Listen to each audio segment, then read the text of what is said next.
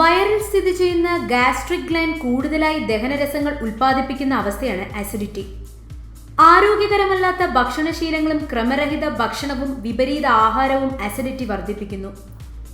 Fast ഫുഡിലെ കൃത്രിമ രുചിക്കൂട്ടുകളും പച്ചക്കറികളിലെ അമിത രാസപദാർത്ഥങ്ങളും മത്സ്യമാംസാദികൾ ചീത്തയാകാതിരിക്കാൻ ചേർക്കുന്ന വിഷപദാർത്ഥങ്ങളുമാണ് acidity ഉണ്ടാവാനുള്ള മറ്റു പ്രധാന കാരണങ്ങൾ. പലർക്കും പലതരത്തിലുള്ള ഭക്ഷണങ്ങളാണ് അസിഡിറ്റിയും ഭക്ഷണ അലർജിയും ഉണ്ടാക്കുന്നത്.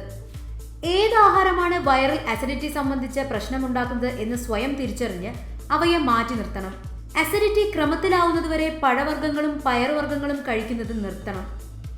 അമിത അസിഡിറ്റി ഉള്ളവർ ചികിത്സയിലൂടെയും ഭക്ഷണക്രമത്തിലൂടെയും വയറിന്റെ പ്രവർത്തനം ക്രമത്തിലാക്കണം.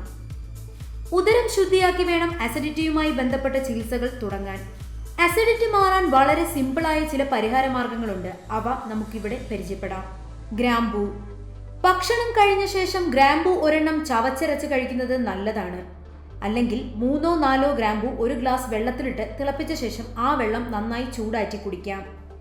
പഴം.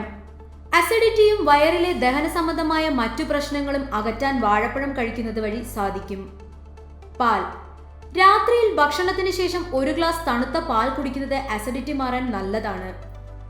പാലിൽ അടങ്ങിയിരിക്കുന്ന കാൽസ്യം വയറിൽ അമിതമായുള്ള ആസിഡിനെ ഒഴിവാക്കാൻ സാധിക്കുന്നു. ഇഞ്ചി.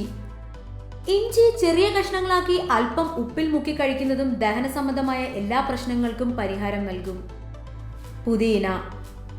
ഭക്ഷണത്തിന് മണവും രുചിയും ഒപ്പം ശരീരത്തിന് ദഹനശക്തിയും നൽകുന്ന സസ്യമാണിത്. വേദന കുറയ്ക്കാൻ പ്രത്യേക കഴിവുണ്ട് പുതിനയ്ക്ക്. തുളസിയില.